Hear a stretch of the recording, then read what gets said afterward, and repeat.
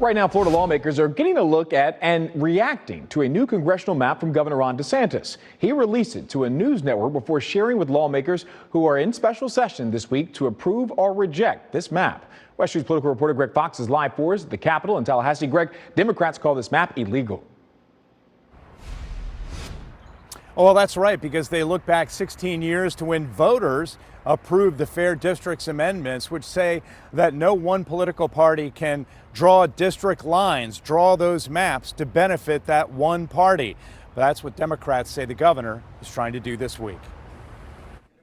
With just 7 months until the critical midterm elections and 9 months until he leaves office, Governor Ron DeSantis wants to add 4 more Republican seats from Florida in Congress, cutting Democrat representation from the Sunshine State in half. The governor first released this map showing what he believes will be a near 100% red state. Then his office released this one, showing Central Florida going from 2 to possibly 1 Democrat seat. District 10 in Orange County, while raising the possibility that District 9 in Orange, Osceola, and Polk counties could flip to Republican hands. That had Democratic Congressman Darren Soto posting gerrymander or dummymander. This map is an absolute unlawful violation of the Florida Constitution. The legislature should reject it. The courts should strike it down.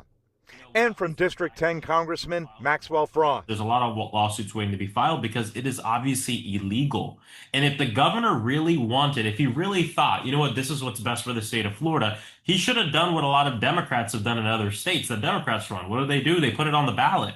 So that way the voters can have a decision in who's going to represent them and how. Democrats argue the redrawing of congressional maps in mid-decade is illegal, and drawing them to benefit one political party over another is unconstitutional since voters approved the Fair Districts amendments in 2010.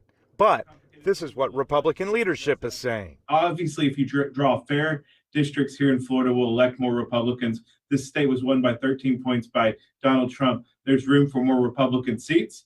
But we'll see what the legislature does. The governor's attorney, David Axelman, said this to House and Senate leadership. The people of Florida have been deprived of appropriate representation in the U.S. House of Representatives. The proposed map redraws on race-neutral terms. The Fair Districts amendments to the Florida Constitution require the legislature to account for race when drawing congressional districts. But the use of race in redistricting should never happen.